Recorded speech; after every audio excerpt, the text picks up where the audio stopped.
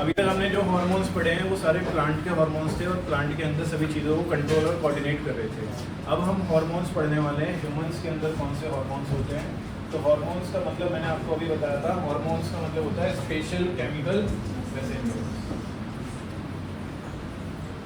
सिर्फ ध्यान देना है, फोकस करना है। प्लीज सिट स्ट्रेट एवरीवन, पूरा फोकस मेरी तरफ रखिएगा, बातें सुनते रहिएगा ध्यान से और सारी बातों को दिमाग में सेट करते रहिएगा। काफ़ी सारी इंपॉर्टेंट चीज़ें डिस्कस करेंगे जिससे डायरेक्ट क्वेश्चन पेपर में बनता है और बोर्ड में आया होगा। ओके, तो केमिकल मैसेंजर्स होते हैं ये बेसिकली। केमिकल मैसेंजर्स का क्या मतलब होता है? मैसेंजर्स का क्या मतलब होता है? जो मैसेज पहुँचा है एक जगह से दूसरी जगह, जो मैसेज पहुँचा है उसको मैसेंजर बोलते हैं। और ये मैसेजेस क्योंकि केमिकल्स की फॉर्म में जाते हैं इसलिए इनको क्या बोलते हैं? Chemical messengers. केमिकल मैसेंजर्स बार बार वर्ड यूज ना करके क्या वर्ड यूज करेंगे उसकी जगह? तो हार्मोन्स वो स्पेशल केमिकल मैसेंजर्स हैं जो हमारी बॉडी पार्ट्स में एक जगह से दूसरी जगह सिग्नल को ट्रांसफर करते हैं। बताओ ये किसको समझ आ रहा है? कोई दिक्कत तो नहीं इसमें? अब ये जो हार्मोन्स हैं, ये जो केमिकल मैसेंजर्स हैं, इनको सिक्रीट करने के लिए, इनको रिलीज करने के लिए हमारी बॉडी में कुछ स्पेशल ग्लैंड्स होते हैं। क्या होते हैं? Special glands. हम उन पार्ट्स को बोलते हैं, हमने लाइफ प्रोसेस में भी डिस्कस किया था। ग्लैंड्स हम बॉडी के उन पार्ट्स को बोलते हैं जो किसी चीज़ को सिक्रीट करते हैं। जैसे कि स्वेटिंग ग्लैंड स्वेट को सिक्रीट करते हैं। इसको सिक्रीट करते हैं। सिक्रीट का मतलब होता है किसी चीज़ को रिलीज करना, किसी चीज़ का निकलना। तो स्वेटिंग ग्लैंड से क्या निकलता है? स्वेट। सलाइवरी ग्लैंड जो माउथ में होता है उससे क्या निकलता है? सलाइवा। गैस्ट्रिक ग्लैंड्स जो हमारे स्टमक में होते हैं उससे क्या क्या निकल जाता है? Pepsin, HCL, mucus. याद आ रहा है? पेनक्रियास एक ग्लैंड था, उससे पेनक्रिएटिक जूसेस निकलते थे। लीवर एक ग्लैंड था, उससे बाइल जूस निकलता था। तो ग्लैंड हम उनको बोलते हैं जो किसी चीज़ को सिक्रीट करते हैं, जो किसी चीज़ को रिलीज करते हैं। ठीक है, उनको हम क्या बोलते हैं? ये जो केमिकल मैसेंजर्स हैं जिनकी वजह से हमारी बॉडी में कंट्रोल एंड कोऑर्डिनेशन होने वाला है, जिनको हम हार्मोन्स बोल रहे हैं, उनको सिक्रीट करने वाले ग्लैंड्स को स्पेशली बोला जाता है बच्चों एंडोक्राइन ग्लैंड्स। क्या बोलते हैं हम ग्लैंड्स को? Endocrine glands. ऐसे ग्लैंड जो हमारी बॉडी में हार्मोन्स रिलीज करते हैं, जो केमिकल मैसेंजर्स होते हैं, जो कि सिग्नल को एक जगह से दूसरी जगह लेकर जाते हैं केमिकल्स की फॉर्म में, उनको सिक्रीट करने वाले ग्लैंड्स को हम स्पेशली क्या बोलते हैं? Endocrine glands. तो एंडोक्राइन ग्लैंड्स की खास बात ये होती है कि ये ना एक वर्ड आता है कि ये डक्टलेस ग्लैंड्स। कैसे ग्लैंड्स होते हैं? डक्टलेस। तो यहाँ पर क्या मतलब है इसका डक्टलेस ग्लैंड्स का? तो डक्टलेस ग्लैंड्स का मतलब होता है कि इनके पास कोई डक्ट नहीं होता किसी चीज़ को स्टोर करने के लिए। बिल्कुल नया टॉपिक है, सभी बच्चे बहुत ध्यान से समझेंगे इसको, एक्टिव होगा। डक्टलेस ग्लैंड का मतलब होता है कि ये इनके पास कोई डक्ट नहीं है किसी भी चीज़ को, किसी भी केमिकल को स्टोर करने के लिए। जब ज़रूरत होती है तब ये उस केमिकल को रिलीज करते हैं सीधा ब्लड में। इसमें रिलीज करते हैं सीधा आपके ब्लड, और उसी ब्लड के थ्रू ये आपकी पूरी बॉडी में ट्रेवल करते हैं एक जगह से दूसरी जगह। ठीक है, इसका मतलब ये कहीं भी स्टोर नहीं करते हैं, इनके पास कोई डक्ट नहीं होता है, ये डायरेक्टली सिक्रीट करते हैं आपके ब्लड के अंदर और आपके ब्लड के थ्रू ही ये पूरी बॉडी में ट्रेवल करते हैं। क्या मतलब है इस बात का? ये मतलब है कि मेरे घर में अगर मुझे पता है कि शाम तक लाइट नहीं आएगी तो मैं क्या करता हूँ, टंकी खोलकर बाथटब भर के रख लेता हूँ। होता है ना? किस किस के यहाँ पर होता है?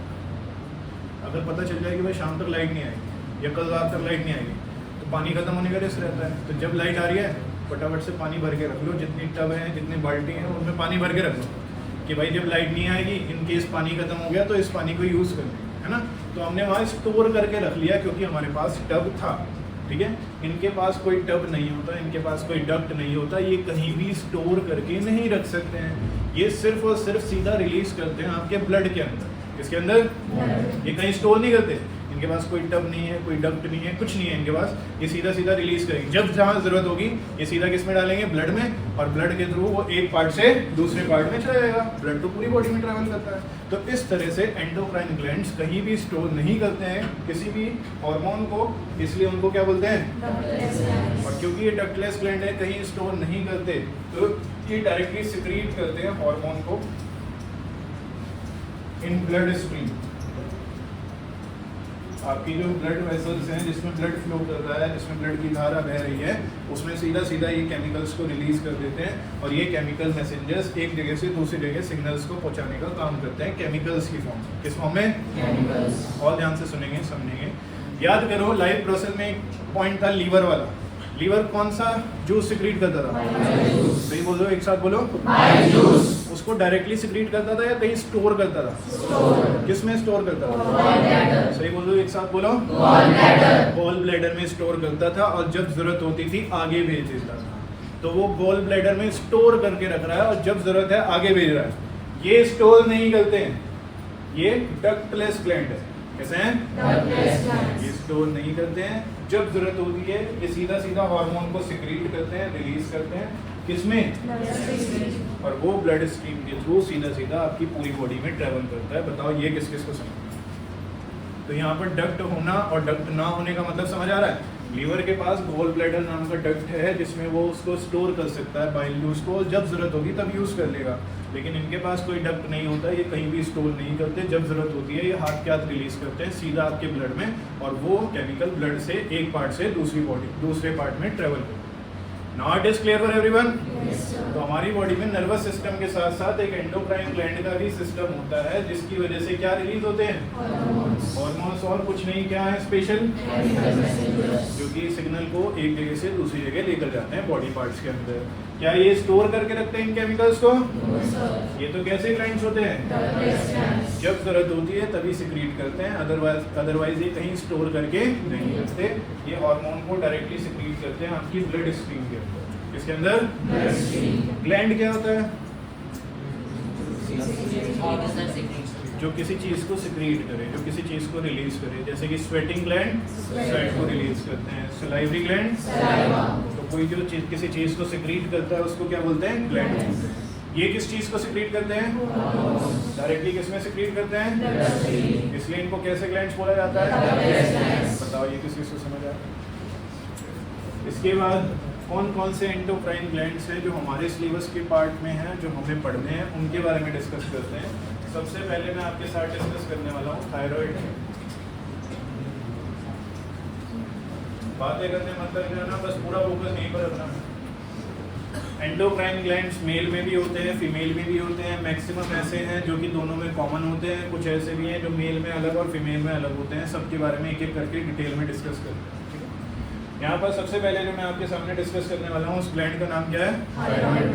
थायराइड ग्लैंड स्पेशली हमारे नेक वाले रीजन में प्रेजेंट होता है। इसका काम होता है कि स्पेशल हार्मोन रिलीज करना जिसका नाम है थायरॉक्सिन। क्या नाम है इसका? थायरॉक्सिन। अभी पहले समझ लेते हैं, बाद में मैं सबको एक साथ लिखवा दूंगा। थायराइड नाम का ग्लैंड जो कि हमारे नेक वाले रीजन में होता है, ये एक एंडोक्राइन ग्लैंड है। एंडोक्राइन ग्लैंड का क्या काम होता है? हार्मोन्स को सिक्रीट करना। ये जो हार्मोन सिक्रीट करता है बच्चों, इसका नाम होता है थायरॉक्सिन। कौन सा हार्मोन सिक्रीट करता है? थायरॉक्सिन। हर एक ग्लैंड के बारे में आपको बताना चाहिए वो कहाँ है, कौन सा हार्मोन रिलीज कर रहा है, उस हार्मोन का क्या काम है, ये सारी चीजें आपको बतानी चाहिए। तो थायराइड ग्लैंड कहाँ है? नेक वाले रीजन में। कहाँ पर है? ये जो नेक वाला रीजन होता है, यहाँ पर एक ग्लैंड पाया जाता है जिसको हम क्या बोलते हैं? थायराइड। कौन सा हार्मोन रिलीज करता है?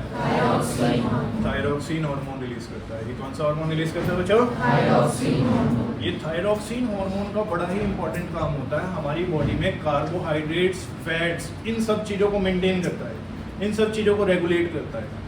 थायरॉक्सिन हार्मोन हमारी बॉडी में कार्बोहाइड्रेट्स, फैट्स, इन सब चीज़ों को क्या करता है? ये मेंटेन करता है।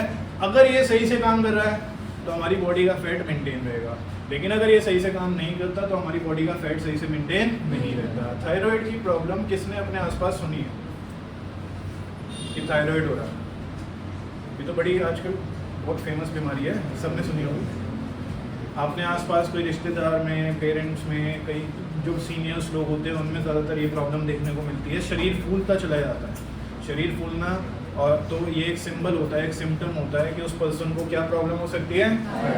ऐसा कंपलसरी नहीं है, बट ये एक सिम्टम है कि हाँ अगर किसी पर्सन का शरीर लगातार फूलता जा रहा है, वेट बढ़ता जा रहा है, तो उसको क्या प्रॉब्लम हो सकती है? तो थायराइड क्यों होता है वो समझ लेते हैं। थायराइड जो ग्लैंड है वो नेक में होता है, वो थायरॉक्सिन नाम का एक हार्मोन रिलीज करता है जिसका काम होता है हमारी बॉडी में प्रेजेंट फैट्स और कार्बोहाइड्रेट्स को मेंटेन करना। अगर ये सही से काम करता है तो हमारी बॉडी के फैट्स और कार्बोहाइड्रेट्स सही से वर्क करते हैं, सही से ग्रो करते हैं, एक लिमिट में ग्रो करते हैं। लेकिन अगर ये सही से काम नहीं कर रहा है किसी वजह से, तो या तो हमारी बॉडी का फैट बढ़ता ही चला जाता है, या फिर हमारी बॉडी का फैट कम होता चला जाता है। तो दो तरह की थायराइड की प्रॉब्लम देखने को मिलती है। अगर किसी पर्सन को थायराइड है क्या प्रॉब्लम है? तो वो थायराइड की वजह से या तो उसका शरीर फूलता चला जाएगा या फिर उसका शरीर कम हल्का होता चला जाएगा। ठीक है, ज़्यादातर केसेस में हमें ये देखने को मिलता है कि शरीर फूल जाता है क्योंकि फैट्स और कार्बोहाइड्रेट सही से मेंटेन नहीं हो रहे हैं, क्योंकि उसको मेंटेन करने के लिए कौन सा हार्मोन चाहिए? वो कौन रिलीज करता है? थायराइड ग्लैंड है तो एक टाइप का ग्लैंड ही है, तो एक टाइप का टिश्यू ही जो किसी चीज़ को सिक्रीट करेगा। अगर वो सही से काम ना करे किसी भी वजह से, हमारी बैड हैबिट्स की वजह से, बैड अनहेल्दी हैबिट्स की वजह से अगर उसकी प्रॉब्लम हो जाए तो वो सही से काम नहीं करेगा।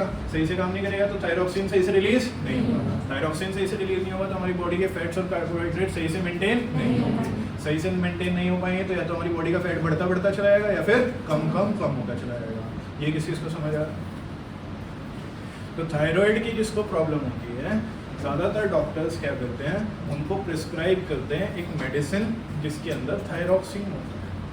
क्या होता है उसके अंदर? थायरॉक्सिन। क्या होता है उसके अंदर? थायरॉक्सिन। तो ये जो प्रॉब्लम है, ये प्रॉब्लम इस वजह से हो रही है क्योंकि उस पर्सन का थायराइड ग्लैंड सही अमाउंट में थायरॉक्सिन रिलीज नहीं कर पा रहा है। थायरॉक्सिन सही अमाउंट में रिलीज नहीं हो रहा है, इसलिए बॉडी के फैट्स वगैरह सही से मेंटेन नहीं हो पा रहे। क्लियर? तो जो भी मेडिसिन आप लोग देखते हैं, किस किसने सुना है थायराइड ग्लैंड, थायराइड प्रॉब्लम के बारे में कि थायराइड हो रहा है? ठीक। तो अपने आसपास जिस किसी को भी थायराइड है, अगर आप उसकी मेडिसिन उठाकर देखेंगे, जैसे कि मेरे आसपास भी एक पर्सन को थायराइड है तो मैं उसकी मेडिसिन उठाकर ला रहा हूँ उसको बिना बताए, तो इसका नाम है थायरॉक्स। क्या नाम है इसका? थायरॉक्स। तो अगर मैं इसके केमिकल का नाम पढ़ूँ तो इस पर लिखा है थायरॉक्सिन। कौन सा केमिकल है इसमें? थायरॉक्सिन। तो थायरॉक्सिन वो केमिकल है जो आपके ग्लैंड्स में नेचुरली रिलीज होना चाहिए था, लेकिन किसी प्रॉब्लम की वजह से नेचुरली रिलीज नहीं हो रहा है, तो आपको बाहर से दवाई के फॉर्म में लेना पड़ रहा है। बताओ ये किस किस को समझ में? Now it is clear.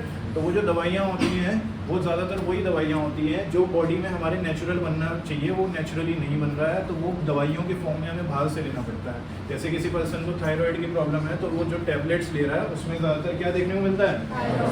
वैसे तो वो नेचुरल बनना चाहिए बट उस पर्सन की बॉडी में वो नेचुरली नहीं बन रहा है, उतना उस अमाउंट में नहीं बन रहा है, तो इसलिए उसे बाहर से कंज्यूम करना पड़ रहा है। अभी और एग्जाम्पल देखेंगे इसका, इंसुलिन वाला एग्जाम्पल देखेंगे। ठीक है, अच्छा, ये जो थायरॉक्सिन नाम का हार्मोन है ये कौन सा ग्लैंड रिलीज कर रहा है?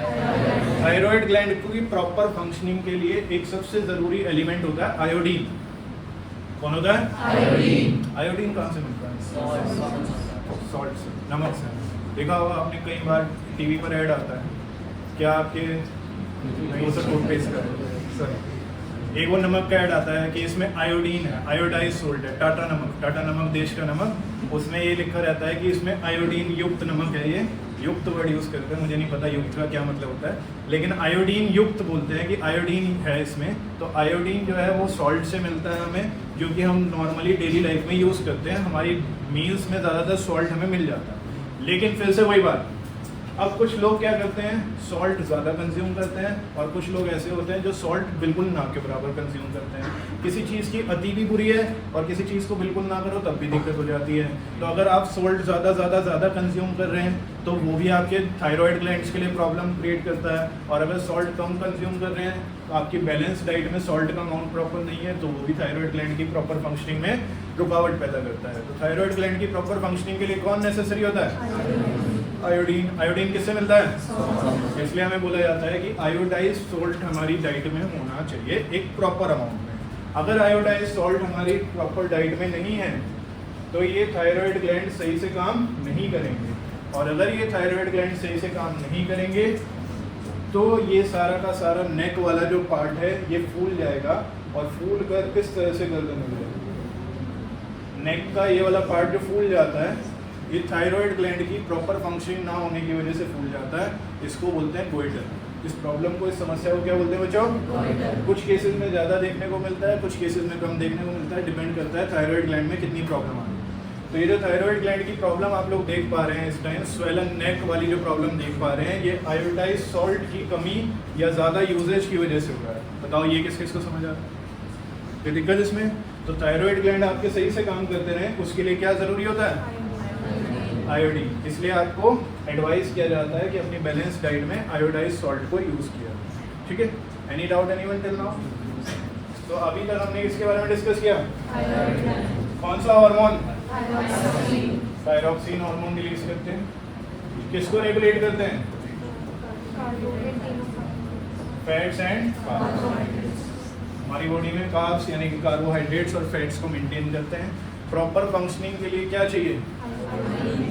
Iodised salt. प्रॉपर फंक्शनिंग के लिए क्या चाहिए?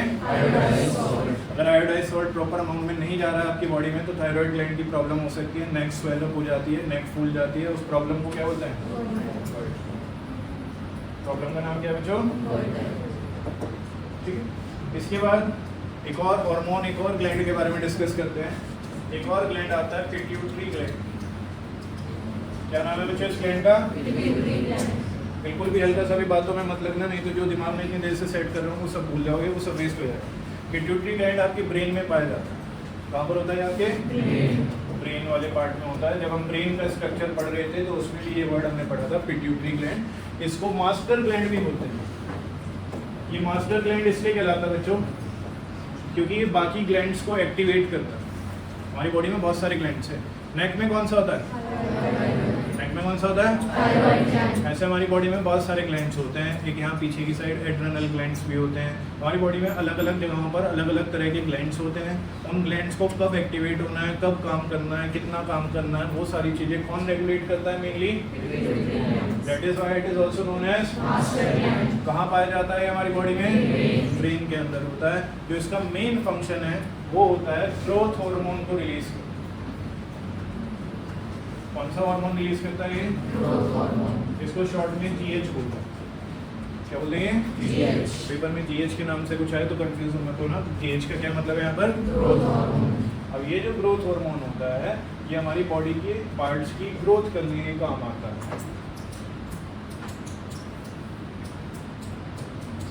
कौन सा ग्लैंड रिलीज करता है इसको? पिट्यूटरी। तो पिट्यूटरी ग्लैंड जो हमारे माइंड में प्रेजेंट होता है ये ग्रोथ हार्मोन को रिलीज करता है और इसी की वजह से हमारी बॉडी की ग्रोथ होती है।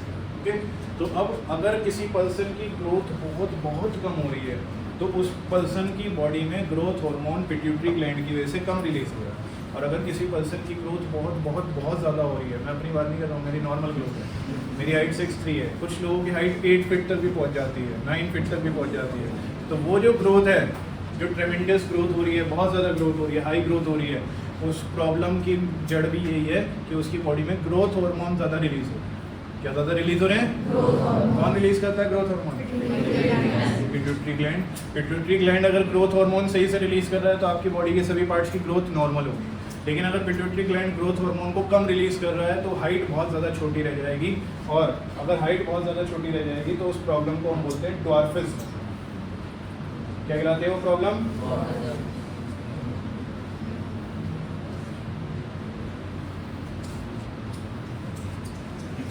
और अगर ज़्यादा हाइट बढ़ जाए, बहुत ज़्यादा हाइट बढ़ जाए तो उसको बोलते हैं जैग्नेटिज्म। हिंदी में क्यों आ रहा है?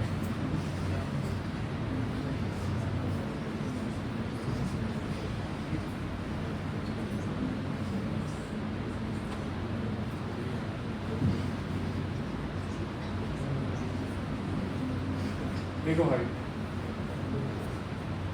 ये प्रॉब्लम है जैग्नेटिज्म। क्या प्रॉब्लम है? जैग्नेटिज्म। ठीक है। और ये वाली जो प्रॉब्लम है ये क्या है? ड्वार्फिज्म। ये दोनों ही प्रॉब्लम्स जो होती हैं ये किसकी वजह से होती हैं? ग्रोथ हार्मोन की वजह से। वो ग्रोथ हार्मोन कौन रिलीज करता है?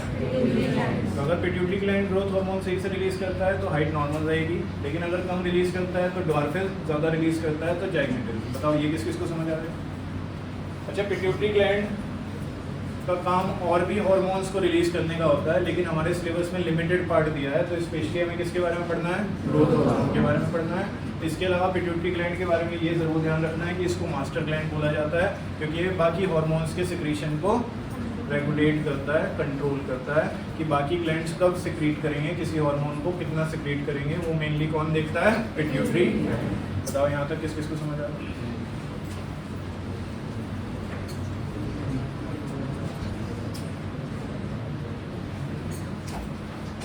इसके अलावा जो ग्लैंड हमें डिटेल में पढ़ने हैं वो है पेनक्रियास और एड्रेनल ग्लैंड।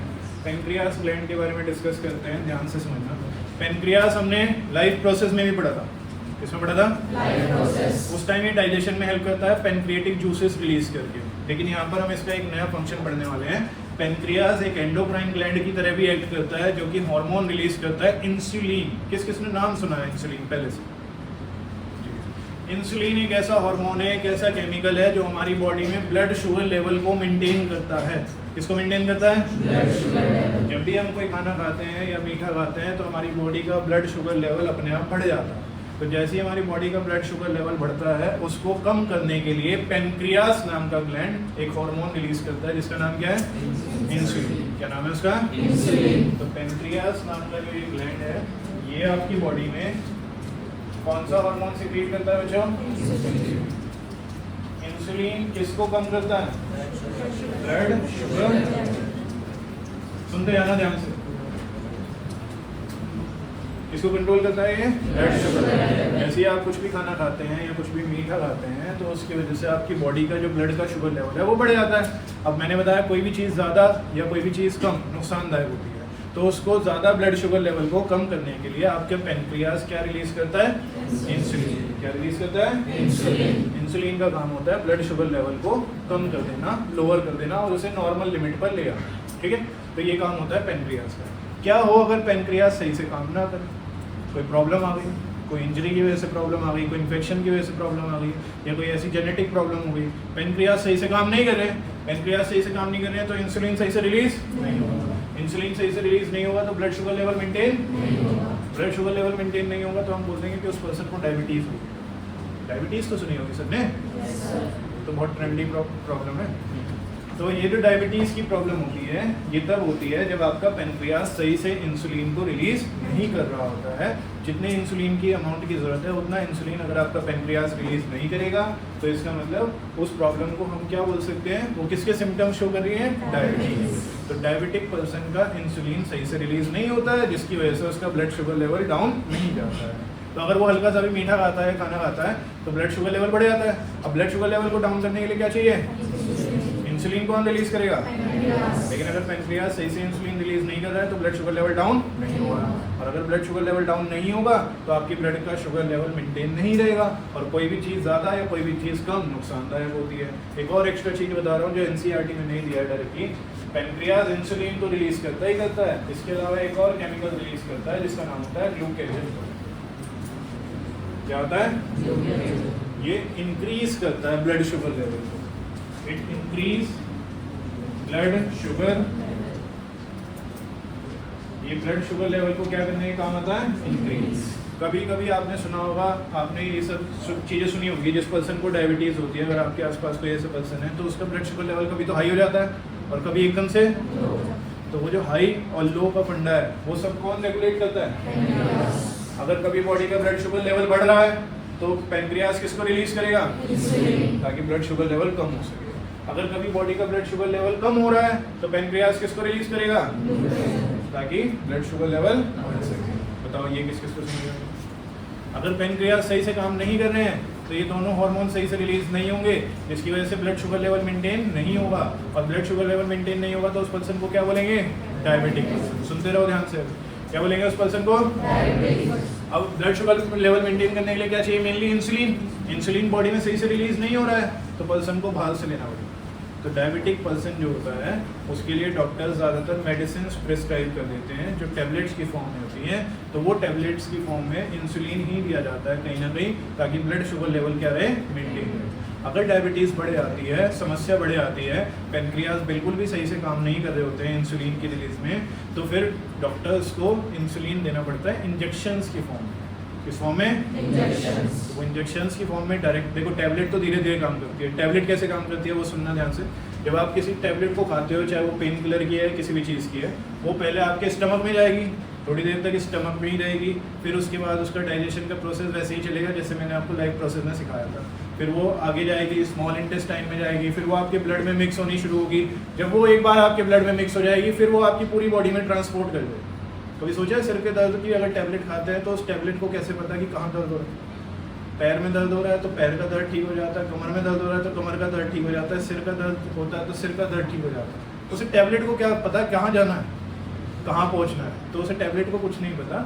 जो टैबलेट आप खाते हो वो डाइजेस्ट होने के बाद स्मॉल इंटेस्टाइन से आपके ब्लड में मिक्स होती है, आपका ब्लड उन केमिकल्स को पूरी बॉडी में ट्रेवल कराता है और जहाँ जहाँ समस्या होती है उन समस्याओं को रिपेयरिंग करता है। तो मेडिसिन को कोई आइडिया नहीं होता कि आपको कहाँ दर्द हो रहा है, ठीक है, वो तो पूरी बॉडी में ट्रेवल करती हैं और जहाँ जहाँ समस्याएं होती हैं उनको ठीक करती हैं। बताओ ये किस किस को समझ आ रहा है? अब अगर कोई पर्सन डायबिटिक है और वो टैबलेट की फॉर्म में इंसुलिन कंज्यूम कर रहा है तो उसमें टाइम लगेगा, क्योंकि वो पूरा डाइजेशन का प्रोसेस होगा, फिर वो ब्लड में मिक्स होगी, फिर हो जाएगी। लेकिन अगर किसी पर्सन की डायबिटीज़ रहता है तो उसको कंट्रोल करने के लिए, उसको मेंटेन करने के लिए डॉक्टर प्रिस्क्राइब करते हैं कि इंसुलिन को डायरेक्टली इंजेक्शंस की फॉर्म में ले लो। तो इंजेक्शन की फॉर्म में जब लेंगे तो वो डायरेक्टली किस में मिक्स होगी और ब्लड से डायरेक्टली पूरी बॉडी में सप्लाई हो जाएगी और ब्लड शुगर लेवल कंट्रोल हो जाएगा। बताओ ये किस किस को समझ आया? कल करते हैं इसको आगे।